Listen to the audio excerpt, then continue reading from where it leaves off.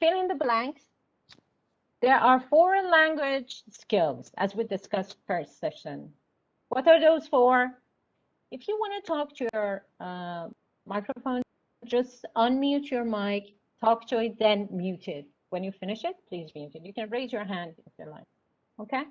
If not, you can type it in the chat box. So what are those 4 language skills?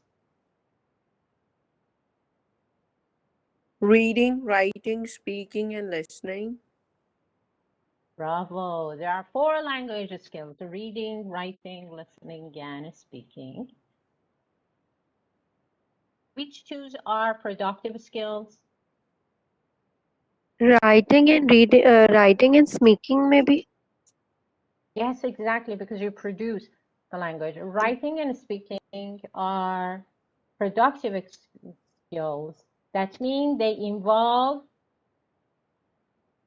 rather than receiving it.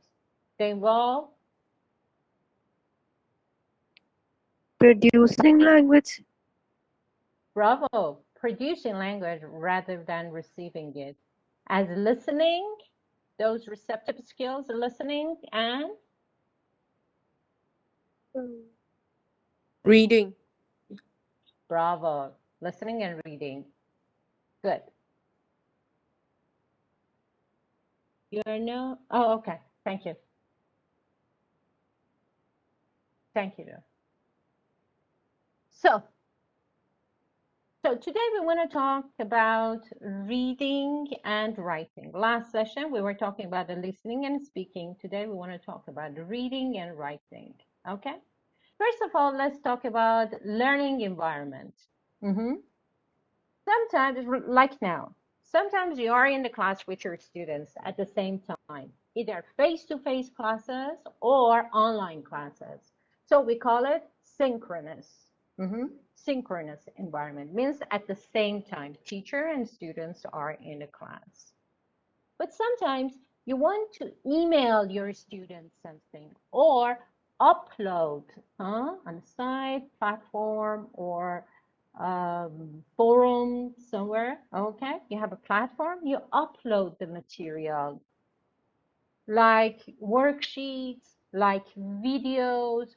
You send them some reading, for example, you upload some reading, they go and watch it, do the activity, download the worksheet, download the audio and study before or maybe after the class. So at the same time, the teacher is not in the class, okay? So maybe one students go and check the material in the morning, the other one in the afternoon. We call it asynchronous. So synchronous environment means at the same time, like now, this is synchronous. I'm here and you're here. We can discuss, I ask you questions, okay? And I ask you a question, you answer at the same time. But asynchronous like TESOL, you go open the materials, you study, okay, modules, okay, you study it, you do the activity, you send your assignment. So that's asynchronous. In new wave of education, we have both, okay? We have both. Like now, when you're taking TESOL, the same thing. Sometimes you study the material by yourself. Then you come to the class and you participate in webinars, you discuss it, ask your questions. So is it clear what's the difference between synchronous and asynchronous? Is that clear for everyone right now?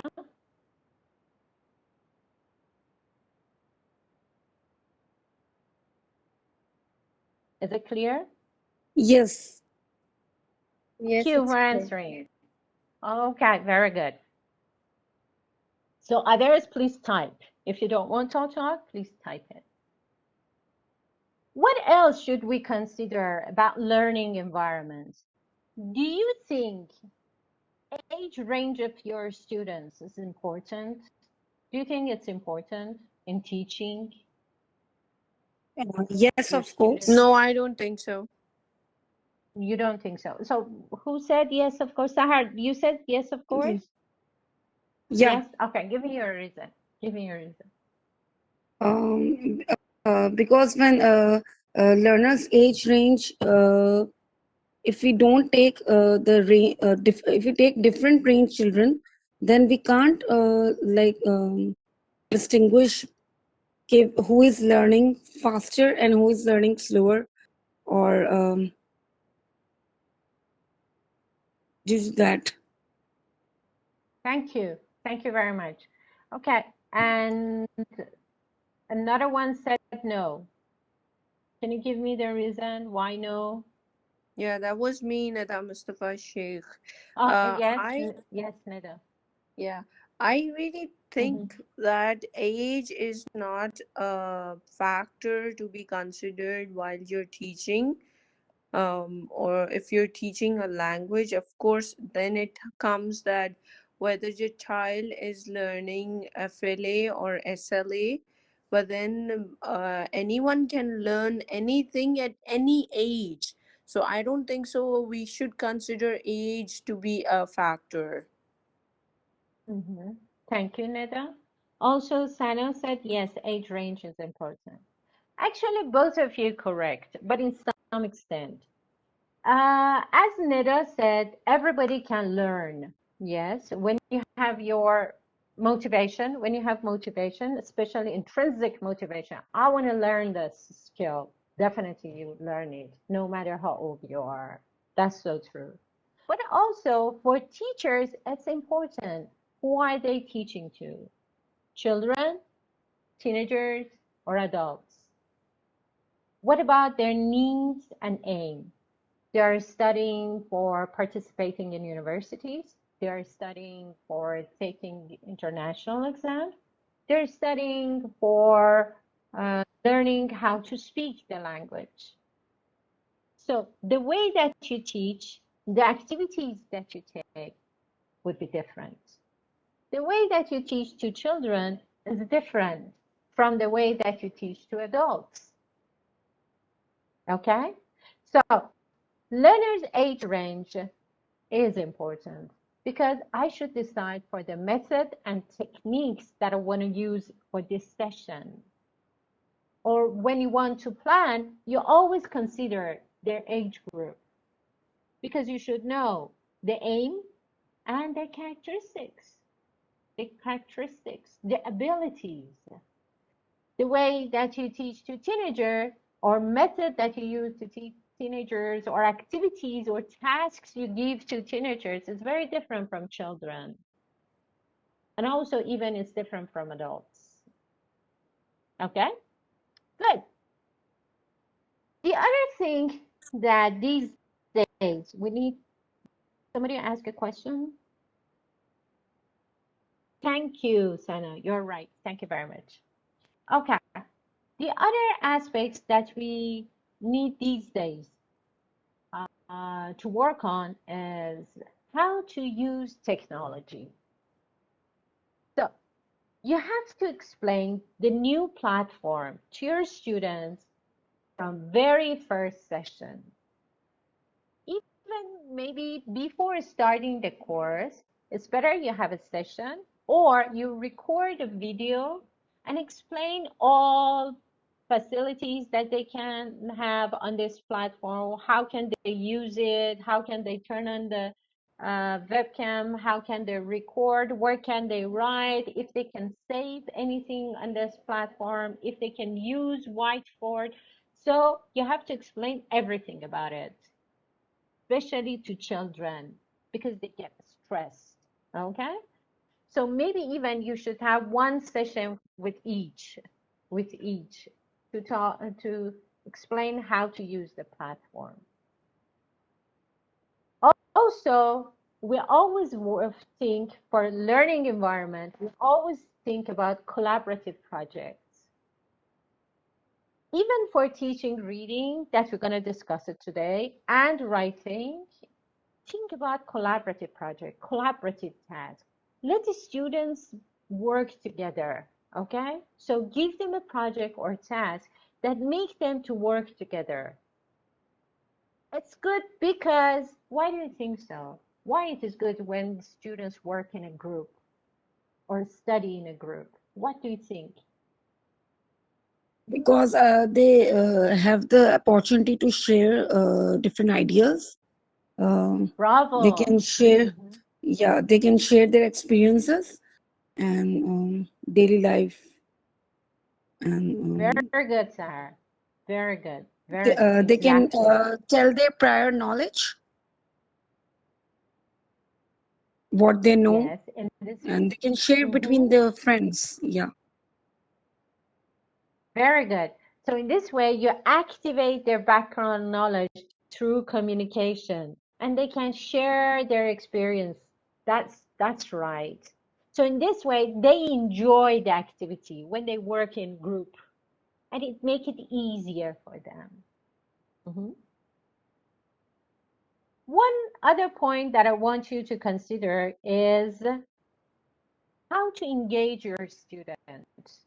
You should put yourself in their shoes. So when you plan for your class, when you want to teach reading, listening, speaking, or writing, just imagine if I were that student, I would understand it, I would enjoy it.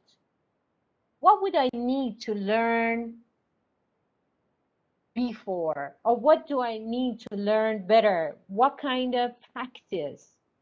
Okay? So always put yourself in your student's shoes and keep things simple and clear. Don't make it too complicated. Keep it simple and clear. Provide practical steps to task. It shouldn't be too easy, but it shouldn't be too difficult. Just one step above their level. I+1. Just one step above. Not too easy, not too difficult. And teachers should be approachable. In synchronous environment, they can ask you, but in asynchronous environment, so you should find a way, okay, to introduce your students. How can they be in contact with you if they have any questions? So they can email you, for example, or they can put messages on in a forum, or even write notes in a platform.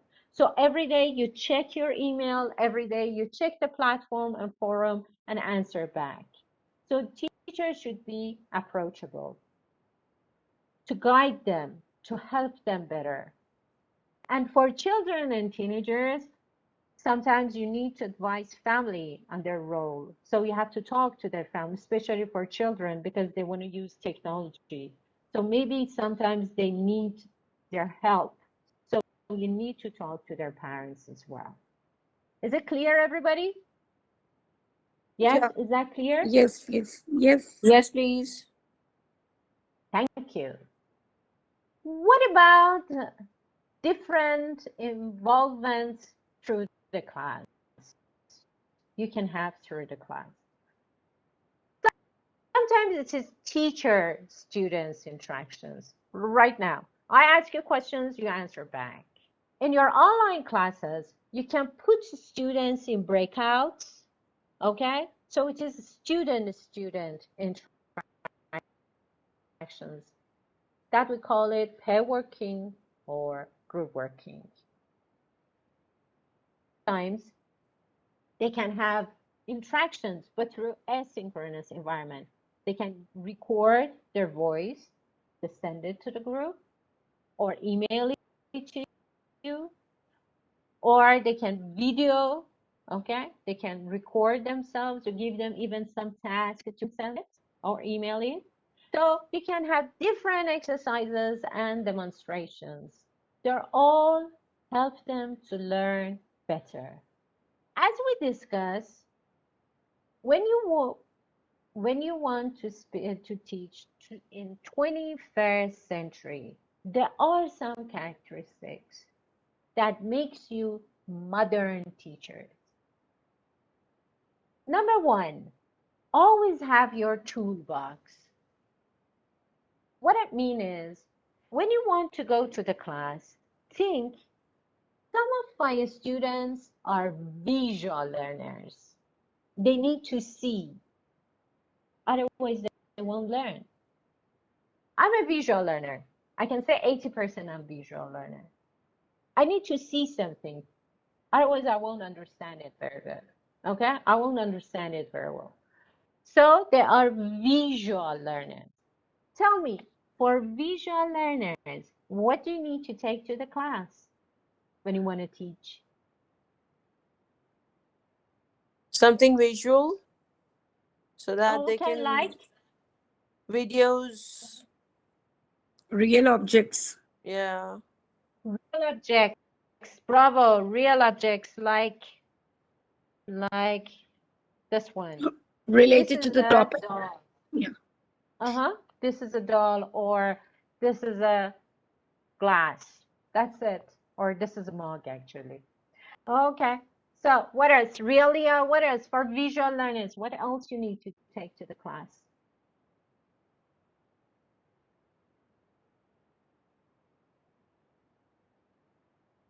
Flashcards. Flashcards, bravo. Something Flashcards. tangible.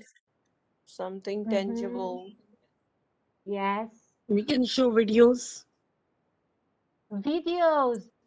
Very good. Short clips, videos. Okay. And pictures.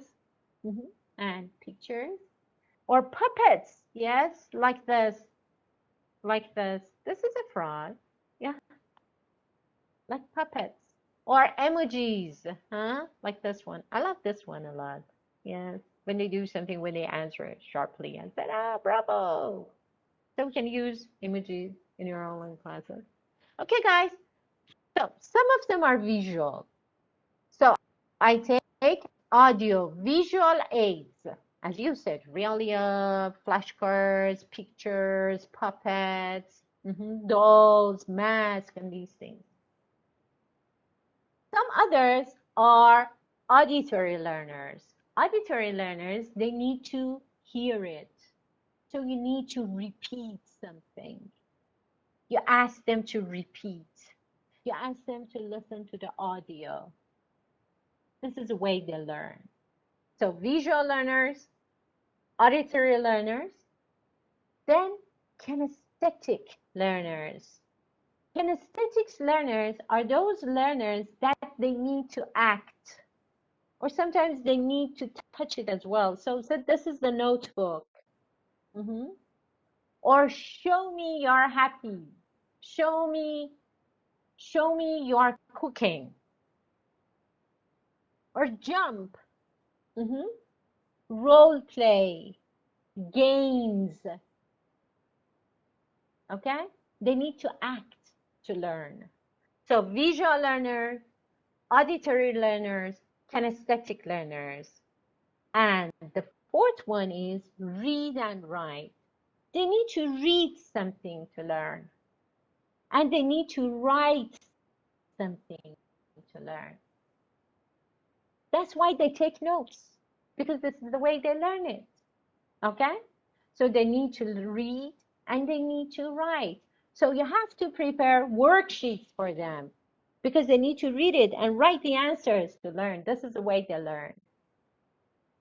So I need to have a toolbox as a teacher for visual learners, for auditory learners, for kinesthetic learners, and for read and write learners. So you have variety activities. The next one, I have to be, as a teacher, as a modern teacher, I have to be up to date.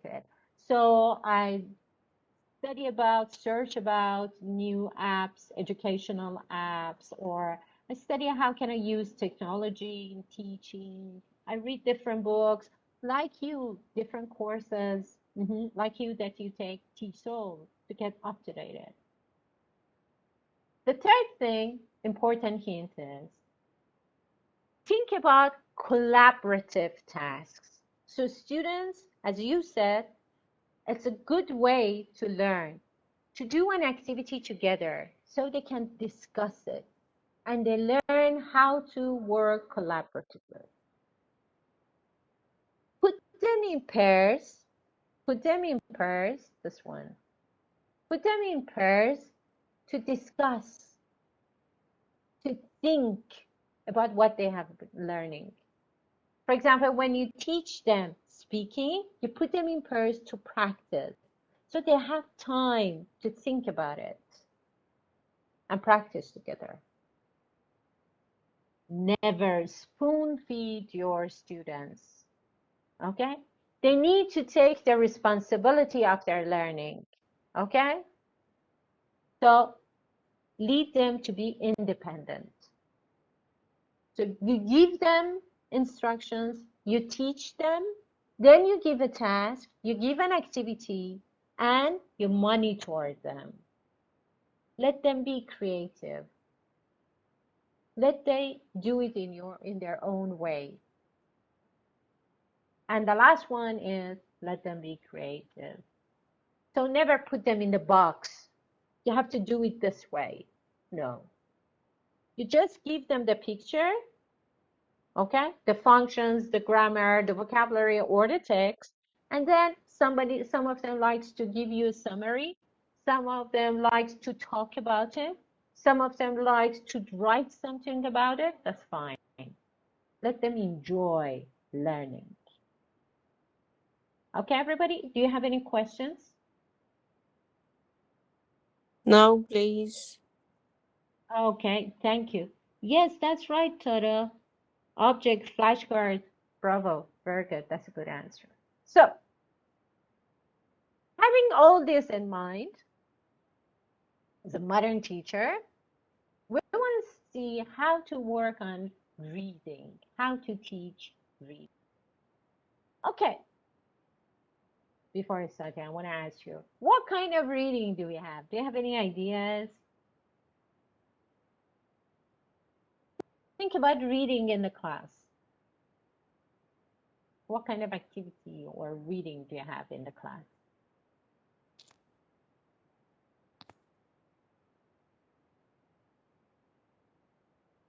Reading comprehension, what else? Stories. What else? Reading vocabulary list. Picture composition. Mm-hmm. Very good. Reading words, bravo, very good. Anything else? Storybooks. Excellent. Storybooks, that's true. Storybooks. Newspaper reading. Newspaper reading. Newspaper, yes, newspaper, magazine, reading through books. Yeah, very good, Word Mariam. bank. Mm-hmm. Word bank, that's it. Excellent.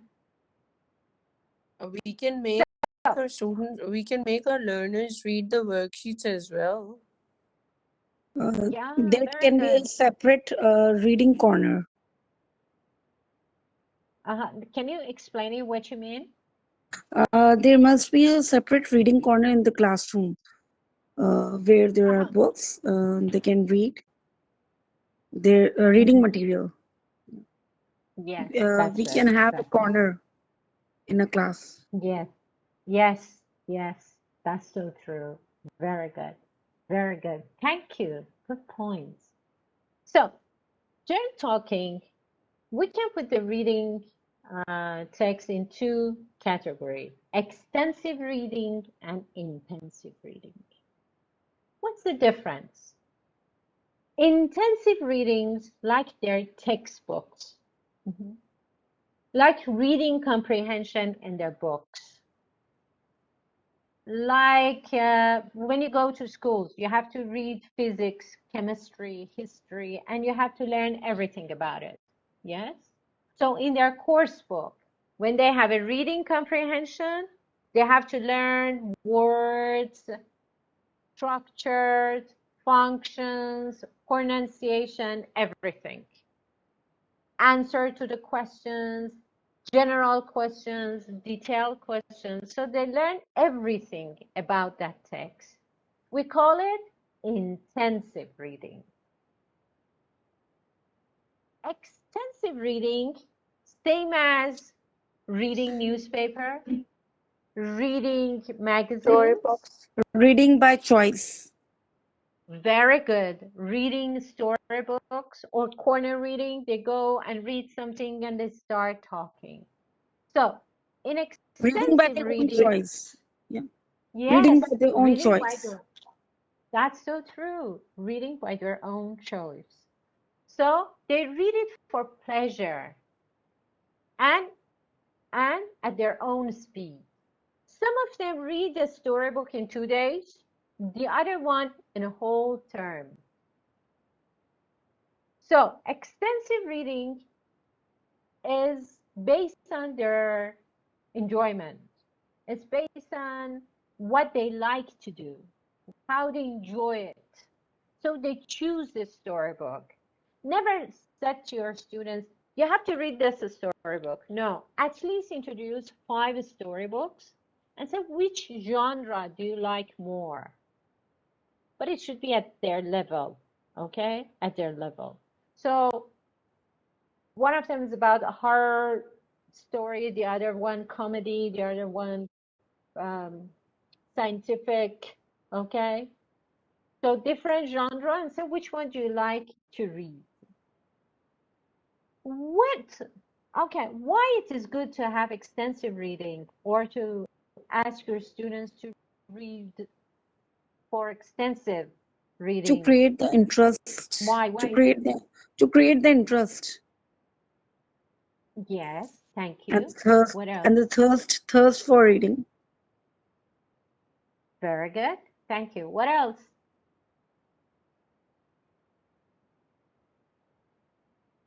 Do you think extensive reading is useful for them in learning the language?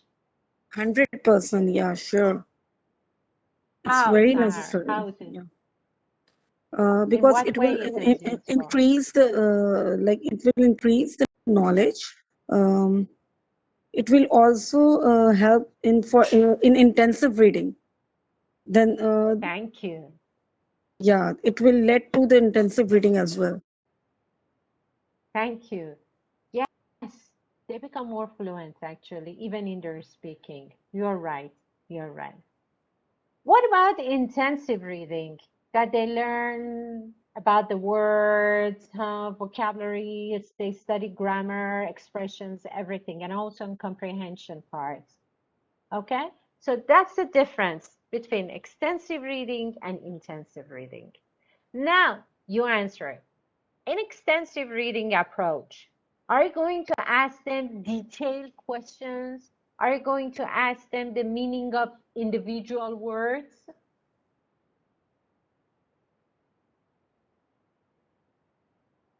No.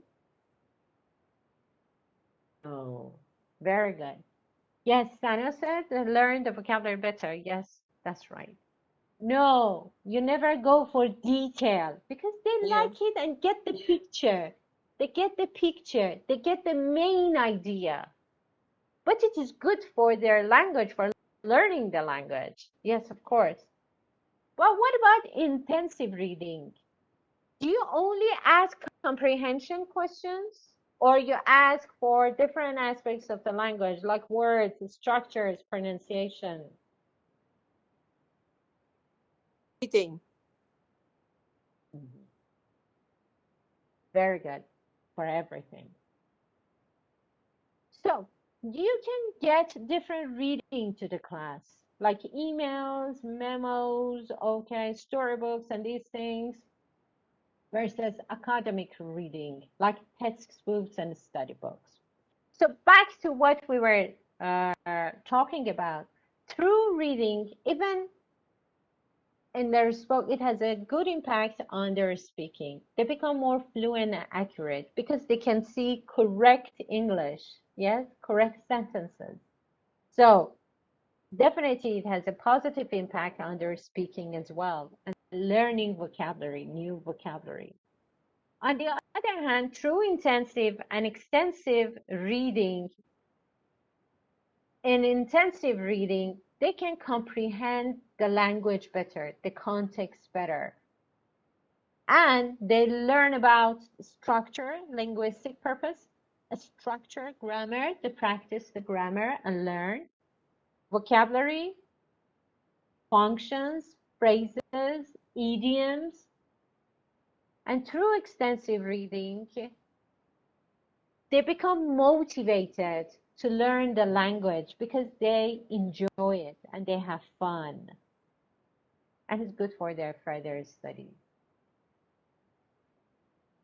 So when you want to teach intensive reading in your classes, working on the reading of the book, academic reading, or reading comprehension of your book, the first step, put your students in the context. So we call it warm up.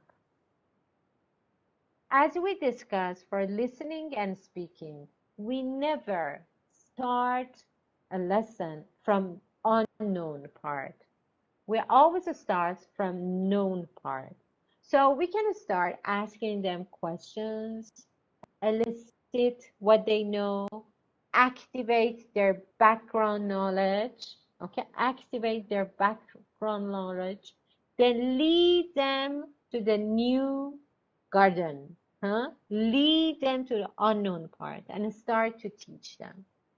The reading is about going out with grandparents, for example. What happened one day that I went out with my grandparents? So you start asking, do you have grandparents? Yes, no. Okay. Yes. Do you go out with your grandparents? Where do you usually go? Do you go shopping? Do you go to the park? Okay. So you start asking them some questions and put them in the context. Then to understand the text, guys, I think you have to mute your microphone. There is some sounds in the background. Thank you. When you want to talk, unmute it, but right now mute it. Thank you, because it's a bit noisy. So you put them in the context. You put them in the context. Then to understand the text, they should know the meaning of the keywords. Now tell me, what are keywords? What do I mean by keywords? Keywords are? Keywords are the words Important points. in the chapter or in the main idea of the chapter. Thank you. Thank you. That's it. Thank you. Very good. Very good, Radha. That's it. So keywords are the main words that carry the main idea of the chapter or of the context. If they don't know the keywords, they won't understand anything from the context. Let me give you an example. The reading is about how to make strawberry jam. But your student doesn't know what's the meaning of strawberry, what's the meaning of jam. Would they understand anything from the context if they don't know the meaning of strawberry and jam? Would they understand? No. No. So you need to pre-teach the keywords. I need to teach strawberry. I need to teach jam. Then I ask them, now read it. Some of the words they can, while they are reading, through reading, they can guess the meaning. But some of the words, if they don't know, they won't understand anything. So I need to pre-teach the keywords. So I put them in the context, then I pre-teach the keywords. I have some activities for pre-reading, while reading, post-reading. Look at this reading. What does your hairstyle mean? Okay. So it's talking about hairstyle in different time and in different parts of the world. Sure. So I'm going to ask them about their hairstyle. Okay. What kind of hairstyle do you like? Ponytail, short hair, long hair, or straight, curly? And they talk about their hair and the style that they like. Then I need to pre-teach some of the keywords like culture, culture, hairstyle. If they don't know hairstyle, they won't understand anything. And in each paragraph is talking about the culture of that country. So I need to pre-teach the culture. Then I ask them to read it very quickly to get the gist of the reading, to get the main idea of the reading. So they go through it to get the main idea. To help them, it's my students to concentrate better, you can give them some activities like general comprehension questions, like matching column A, column B, match, like fill in the blanks with the words. Okay, so when they want to Crossword puzzle. match, Crossword puzzles. yes, thank you. Yes, thank you very much. So I put the pictures and then I put the countries. So I match the hairstyles with the countries, something very general to help them to concentrate better. This is pre-task. But through while task, I can give them, okay, through while task, I can give them detailed questions, more detailed questions. So they can go through it again, okay, to find specific answer. When did it happen? Okay, when did it happen? Who was saying this? Very detailed questions, okay?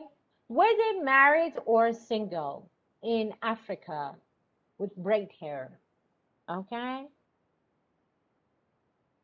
When they are looking for specific information, we call this scanning. So we have skimming and scanning, okay? Two methods for reading. In skimming, they go through it very quickly, okay? They look at the headings, they look at the topic sentence, just to get the gist of the reading. Like when you, while you are reading newspaper or magazine, are you going to read sentence by sentence, words by words when you read newspaper or magazine?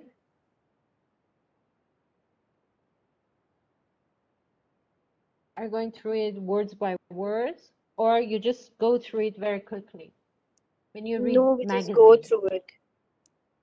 I go Thank through you. words and then there are pictures. Then with pictures, that's a different thing. But then if I want to read something, of course I'm going to read word by word. Yes, that's it. That's the way. That's the way you read this. Exactly. But when you study your course book at university or school, do you go through that or you just read in details? I read in details. So reading details is different from scheming. Scheming means you just get the idea. But reading details, you go through all the lines and words. And scanning means you are scanned for specific information, for the answer. Yeah, So don't you you think work. may I please? Yeah, We can do the sure. skimming and scamming where when we are short of time and then we have to do a lot of work in a small time span. Yes, like IELTS reading. Yes, that's right. That's right. Thank you. Yes, Perfect that's IELTS right. reading. Yes, that's for IELTS reading. So in intensive teaching, when you want to teach intensive reading, okay, we work on skimming and scanning. My students get the gist of the reading, comprehend, then they go for specific information, like the structure, like the words, like the phrases, okay? They work on all of them. Now, for collaborative tasks that we were talking, even in your online classes, you can put them in groups, ABC, ABC, ABC, okay? So you said, or A, B, C, D, okay?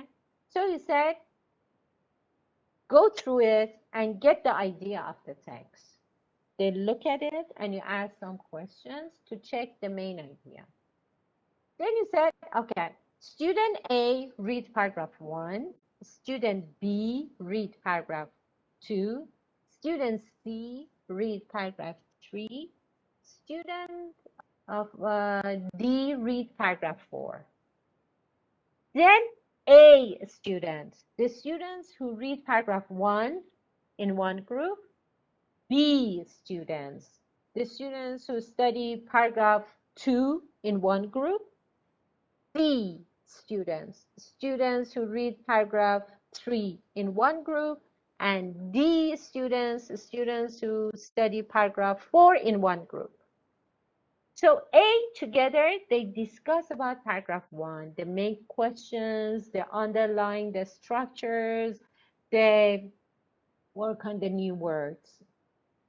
And paragraph student B, C, D. Each one focus on one paragraph. Then you say, okay, go back to your group. So they get back to their group. A, B, C, D, A, B, C, D, A, B, C, D, A, B, C, D. So student A start talking about paragraph 1. Student B talking about paragraph? Which paragraph? Paragraph 2. Paragraph 2. Student C, paragraph 3, and student D, paragraph 4. So that is collaborative working. That is collaborative working. And the other students listen and ask questions. We call this method jigsaw. Jigsaw reading means you just put them in groups and then they go and then come back together again. So that's jigsaw reading. That's a good method for collaborative tasks. So as we discussed in intensive reading, okay, we work on pronunciation, structure. You have to work on discourse markers, for example, like first, second, third, however, what's the difference between in addition, however, in contrast. So you discuss grammar points as well. Do you ask your students to read aloud? Do you ask your students to read aloud the reading in the class? Yes, yes. Yes, please. Why do you ask them? Why do you ask all of them to read aloud? What is the reason? Can you tell me? I will ask my students to read aloud so that they concentrate more rather than just reading it silently. Mm-hmm. Okay, any other ideas? They can understand more if they read louder. More understanding of the topic and chapter or the context. Thank To you, practice Sahar and Radha. to review if they are correct or wrong, and they have to correct for them. Okay, good. Thank you very much. You were Or correct. maybe, But please. yes, either to check their pronunciations as well. To check their pronunciation. That's true. That's true. But imagine you're working with 15 students online. Just imagine 10 students online. And then you want to ask them to read. It's getting very boring for other students. But you want, on the other hand, you want to check their pronunciation. So the best way is you ask them to read selectively. For example, Radva, you read the first line. Sahar, you read the second line. Or Sana, I want you to read the third paragraph, not the whole thing, because it's going to be very boring and you cannot control your class. So selectively, you ask them to read. Also, you can ask them questions or give them an activity to talk about the text so you can hear and check their pronunciation. Okay? Is it clear? Yes? Yes. Good. Thank you very much. So we were talking about skimming and scanning. So in skimming, they go through it and they get the gist. So how to him, you need to teach to your students. They read the title, they get what's it about. They read the introduction, because especially in academic reading, you have introduction, main body, and conclusion. So by reading introduction and conclusion, you get the idea.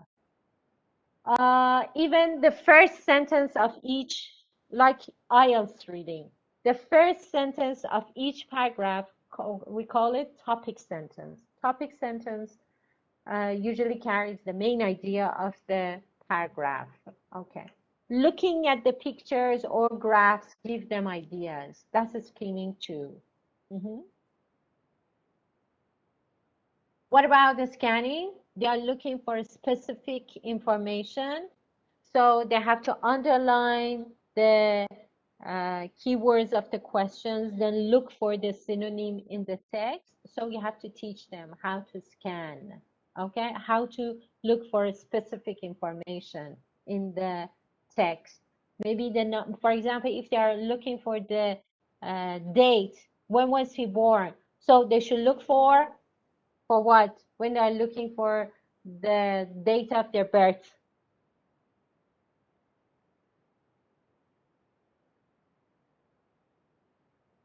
They should look for numbers. Yes, numbers, because you're talking about date. What about looking for name of the city?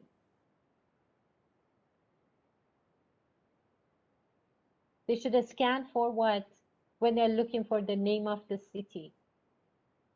Place, any place they should Country, look the for. country. Locations. Yeah. Proper nouns.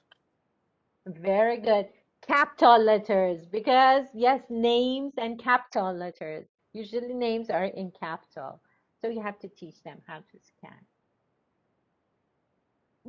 How can you encourage your students to read storybooks or short novels to improve their English knowledge? As I told you, it's better they choose the genre. Don't force them to read one storybook for everyone. The same level, if they are in level 2, for level 2, you introduce 5 storybooks in different genres. Okay? But you can ask them about the cover, the picture of the cover, okay, and said, can you guess what is this story about? Who are the characters? So I want you, and you have to show your interest. I want you for next time, talk about the characters and where this story happened. So let's say there are 3 characters, Jimmy, Sanam, and Tommy, okay? And it happens in a village in Great Britain, for example. So very general questions. And say, oh, really? So what happened to these 3 friends? Next time, tell me. Can you predict what happened? So encourage them to read. Not just say, okay, these 5 books, go and read one of them, then come and tell me the summary. It's very difficult for students. So to encourage them, it's better you show your interest, okay, enthusiasm, that I really like to know about it. So ask them some general questions and say, what happened to them? What happened to their school? Oh, really? It really happened in the school? That's interesting. So tell me next session, what happened? Or where is he going? Even they can write about it and send it to you. Okay? So encourage your students to read storybooks. So we talk about academic reading tasks, detailed question scanning and skimming, pre-reading activities, while reading or during reading activities, and post. So IS reading task is kind of academic reading that they scan for a specific answer. And definitely, when you are thinking about different activities, as we said, is integration skills. So They talk about it. So you're working on speaking. They write about it. You're working on writing. So in the session which is for reading skill, it doesn't mean you only work on the reading. No, feedback to writing as skills are integrated. Thank you. So pre-task, while or during session task, and post, get the feedback. What is the last step? You should think about relevant homework.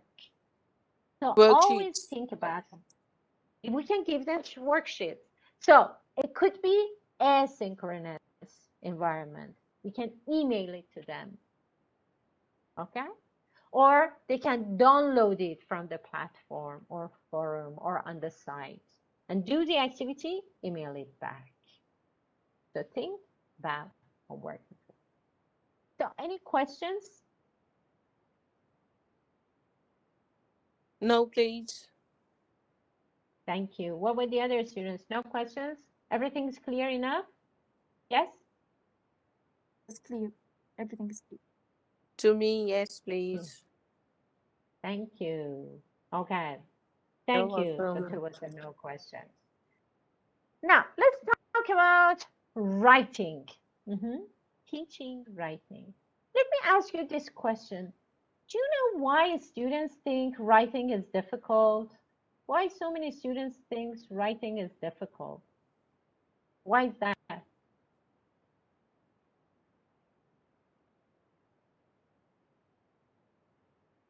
Why is difficult? Maybe they don't know enough vocabulary.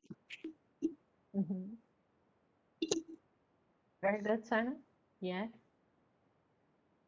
Any other ideas? It's something creative. Something has to think about it and to create it from nothing.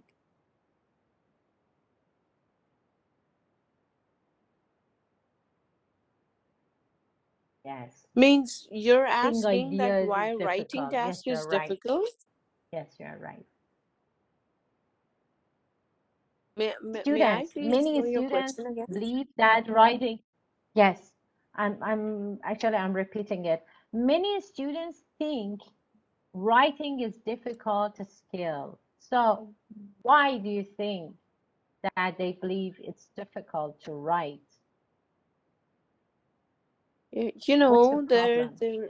there's a thing called as coherence, and then we're not supposed to do redundancy in writing, and for that we need to have a very good vocabulary, and we need to have a set of skills to write, and not everyone can write.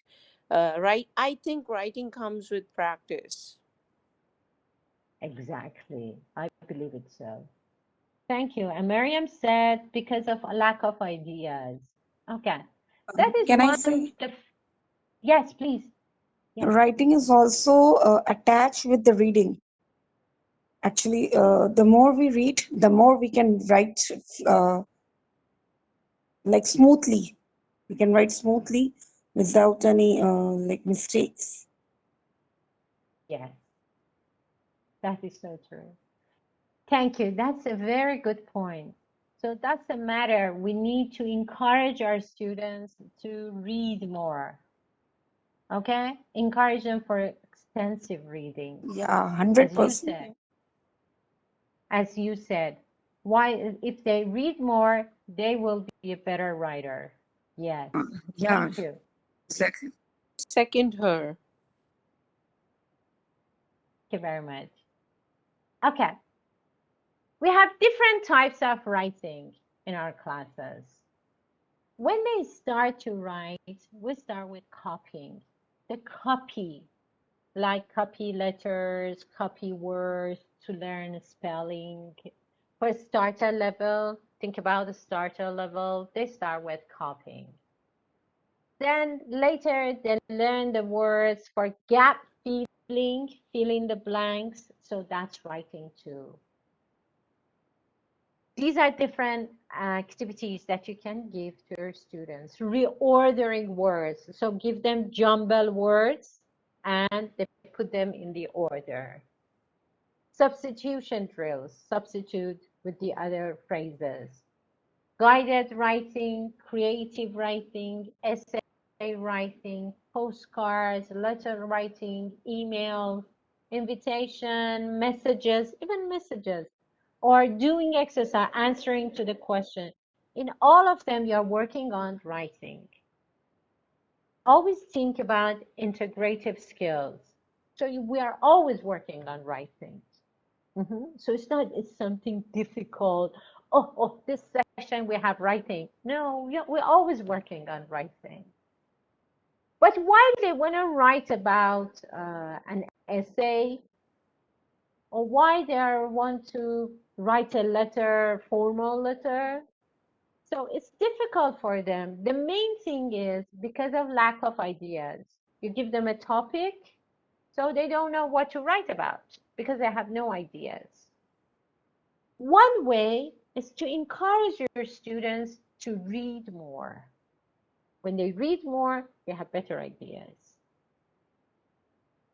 Number two, you can send them texts, worksheets to read before you want to ask them to write something.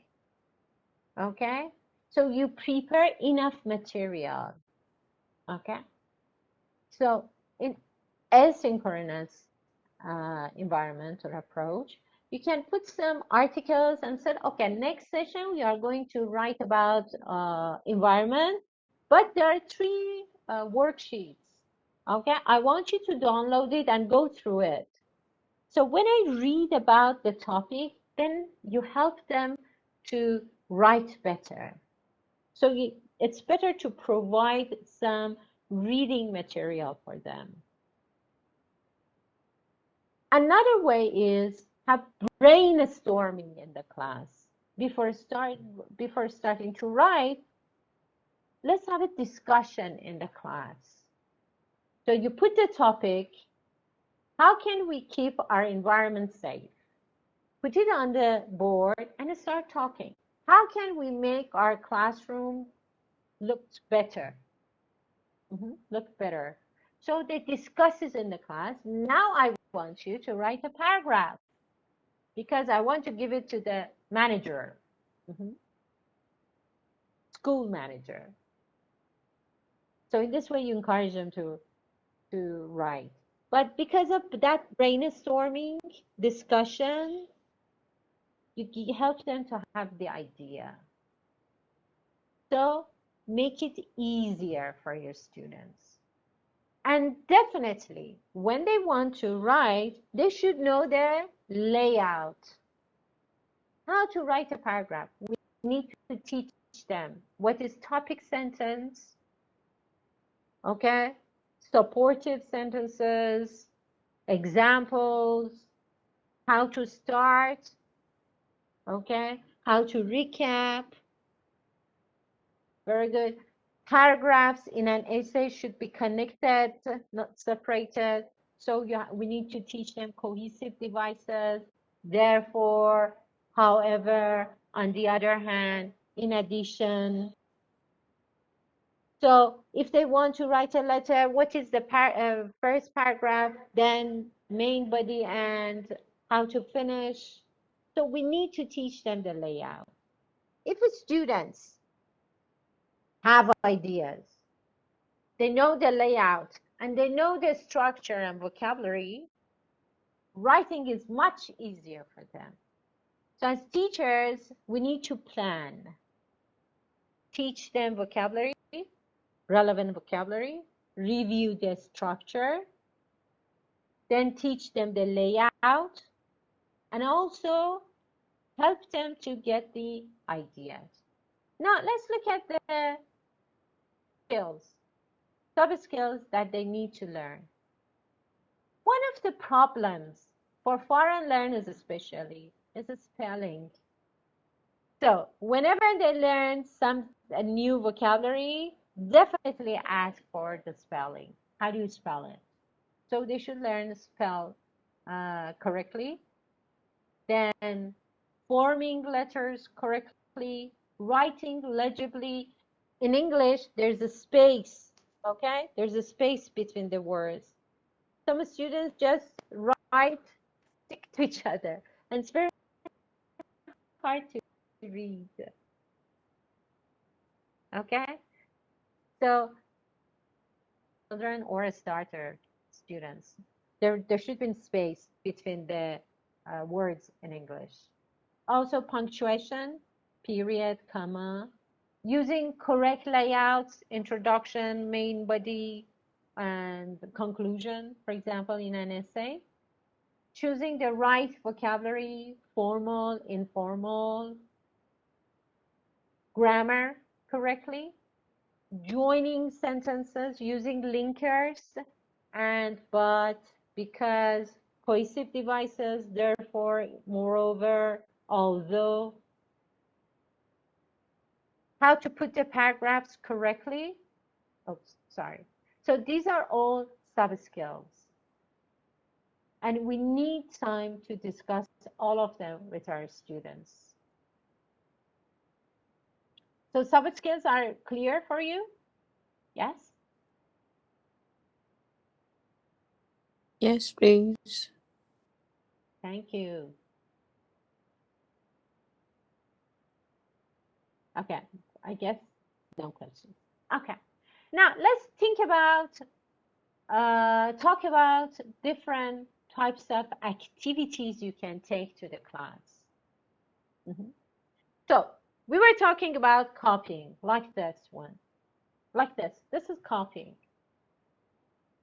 If you want to teach the students how to write the words, okay, so it's better, this is good for children. It's better to write in 3 lines, okay, between 3 lines or even 4 lines, okay?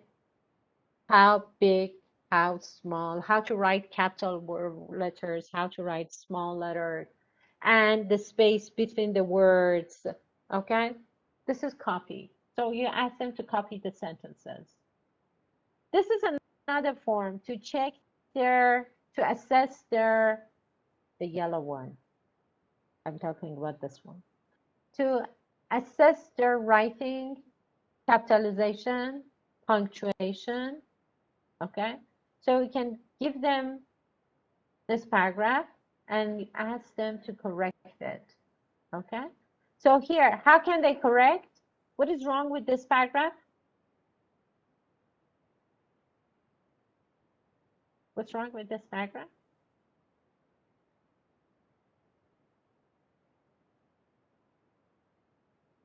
No punctuation is there. Punctuation. So, yes, very good, Mariam. Very good, Mariam. First, Punctuation is fixed. Yeah. Capital letter, yes. full stop, and Commas. Full stop. Yeah, there must be full stop. Yes. So I should be capital. Yes, I should be capital. Yes. Yeah. Very good. Yes, Sonny, that's right. I, capital, went to my friend's place yesterday. Then, period, full stop. Then, Yeah. then here, what's wrong? Capital should be capital. Capital. Excellent. So we need to tell our students we always start the sentence in English with capital letter. Her name is, and what about this?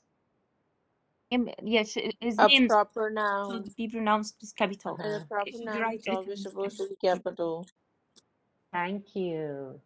So You're welcome. Kimi, capital K. Yes. Names in English are always in capital. And she's very nice. Again, period. Full stop. She, capital S, Capital. loves talking to me. And sometimes we play basketball in their yard with her sister. Amy should be also start with capital letter. E should be Yes. capital. And there Yes. should So be a this is the period. way. Yeah.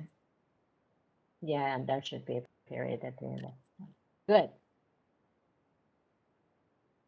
Now, this is another activity you can give to your students, like write the correct form of the following sentences in your notebook. So what are you practicing here? Faces. I mean, the words. Very good. My Faces, mother is a sentences. doctor and my father is And a my teacher and father is also. a teacher. No full stop. I should Yes, be very capable. good. Very good. I have. Can you read it Brothers aloud, please? and one sister. Very good. And then period. That's another activity you can give them to practice the spaces between the words. Okay, can you tell me what is the first word? Unscramble the following words. So what is the first word? Rabbit. Rabbit. Very good. What was the second one? Elephant. Elephant. Snake. Monkey. Elephant, Snake, monkey. snake, and monkey. And you're working on spelling. Yes, you work on spelling. Good job. This is guided, huh? This is guided writing, okay? I give them the verb, but I help them. So they don't need to think about the verb. They have the verb, for example, make, take, arrive. But through reading, they should understand what tense did they need to use. Is it past tense? Is it present or future? So that's guided writing. You help them. You help them to fill in the blanks. This is another worksheet you can make for them.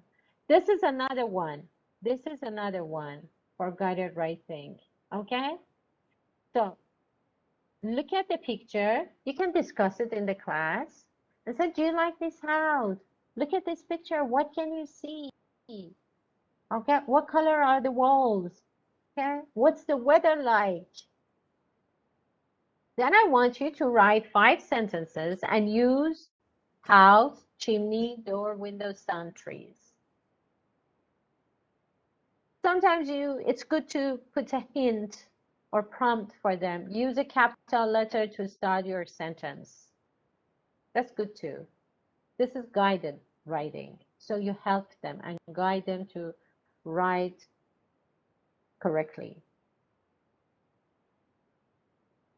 This is another form, a bit freer, okay?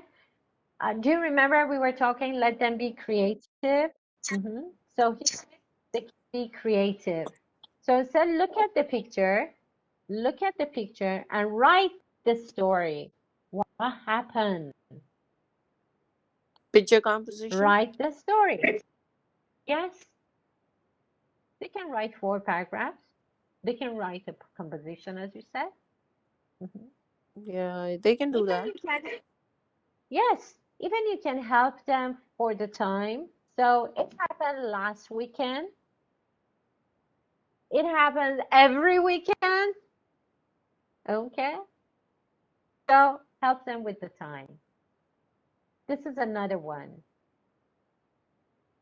They can be creative. Also, look at this one. You can ask them to draw something for your friend. I want you to draw something for your friend from the time you were in the park with your sister or with your sibling, with your sister or brother, or even with your cousins. So draw it and email it to me. So they draw, they take a picture and email it. Then you swap it with the other students. So for example, Sahar draw one picture and Radwa draw another picture, Nadia draw another picture, they send it to the teacher. Then teacher sends Sahar's pictures or Sahar drawings to Nadia, Nadia's to Radwa, Radwa's to Sahar, and say, I want you to look at this picture and write about this picture. This is creative writing. So they start writing about the picture. And it is fun because when they bring it to the class and say, okay, Radwa, look at your writing. Look at your writing. So Sahar is writing. Look at your drawing. I'm sorry. Look at your drawings. Sahar is writing about it. Let's read it. Don't you think it's fun for our students? Yes, so fun. Yeah. Yeah. Yeah. It is so fun. Yeah.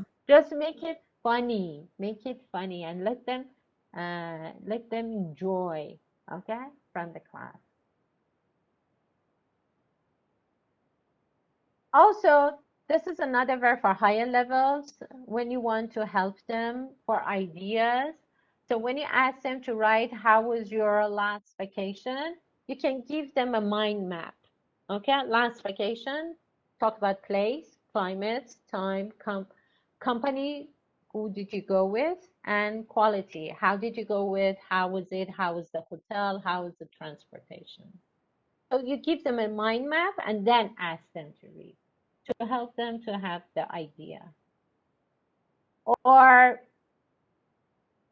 also you can ask them to,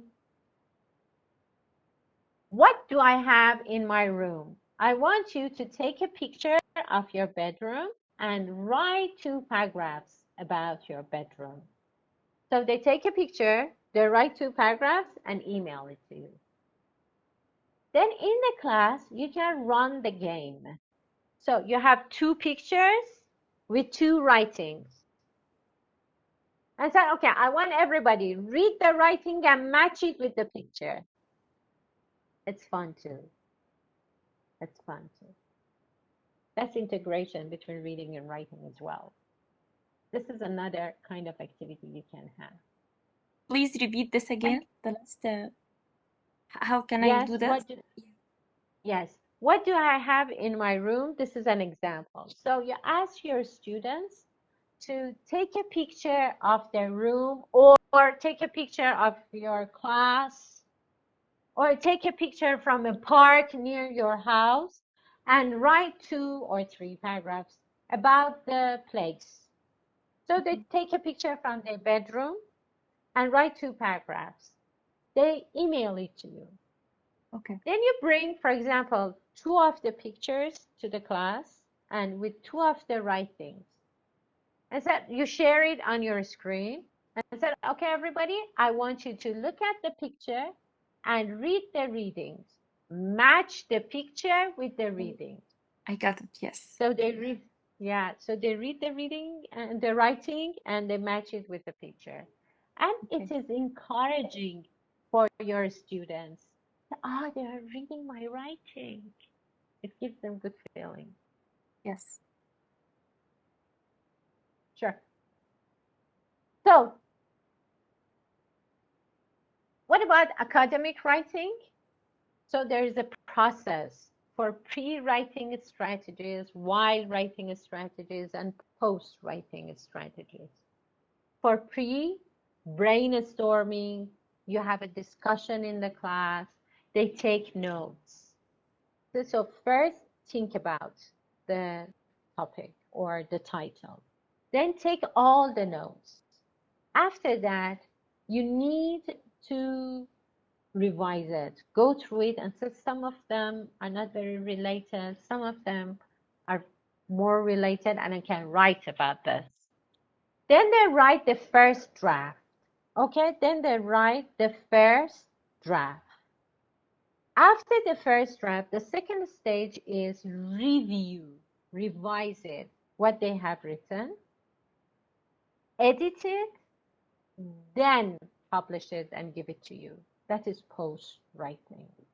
So for academic writing, for pre-brainstorming, for while formulating ideas, review it, edit it, and for post is rephrasing and writing the final draft before handed to the teacher. This is academic way of thinking for writing. Is it clear, guys? Is that clear enough? Yes, please. Thank you. You're welcome. Well, what about others? Do you have any question? If you have, you can write it in the chat box. Nope. No questions so far?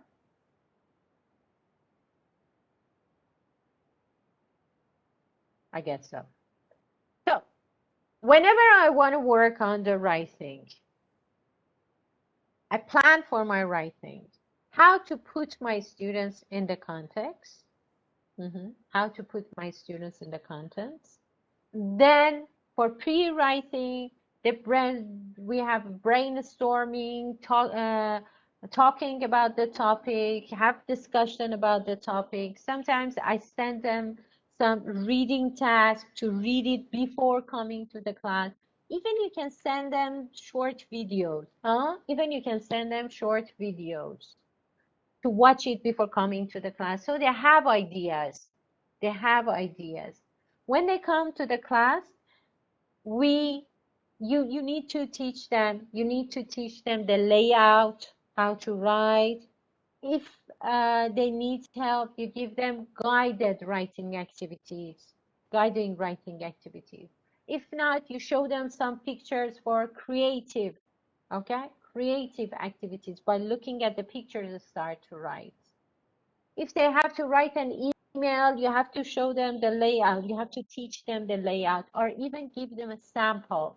So it's good to have a sample. Sometimes you need to put them in pairs or groups to discuss how collaborative writing together, like collaborative tasks.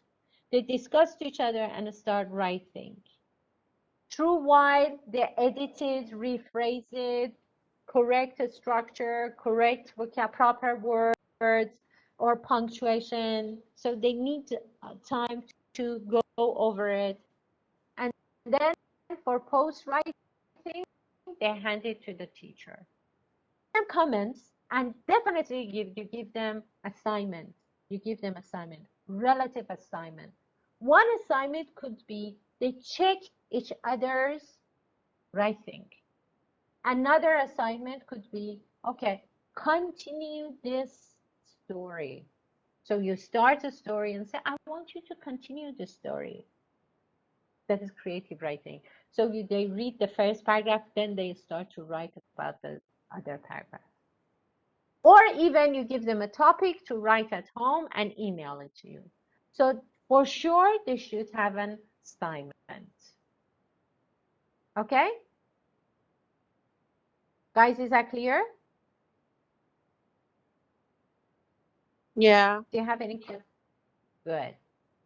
Here is a site, printers. I'm not sure if you know this app or not, but it helps you a lot. They're beautiful pictures for creative writing. Printers. Pinterest, I'm sorry. Pinterest. Okay. Pinterest. Yeah, we do know about it. Oh, you use it? Yes, that's a very good. Yes, That's a please. very good app. Good, Pinterest. You can find very good worksheets on it. Okay. So it's not only for learning the 4 skills. It's not only just remember, understand, and use it in the context, guided context, but also through different activities, through tasks, different tasks, your students should get to the higher order thinking skills. They can analyze, evaluate, and be creative. They should understand which phrase, which grammar, which vocabulary is better to use, how to paraphrase their speaking and writing. Okay, in what situation, in what context, what to use, and be more creative, not just copying. Okay, mechanical learning is at the lower level of thinking skills. We want our students to get to a higher order thinking skills.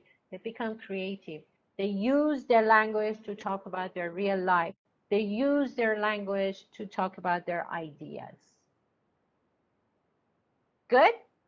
So it's a time for your questions. If you have further questions, you can ask me now.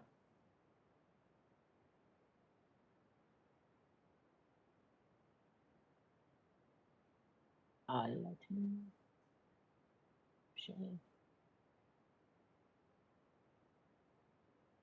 Okay. Okay, friends, do you have any questions? No, I guess I'm good. Okay, great. Thank you very much, Nita. What You're about the welcome. others?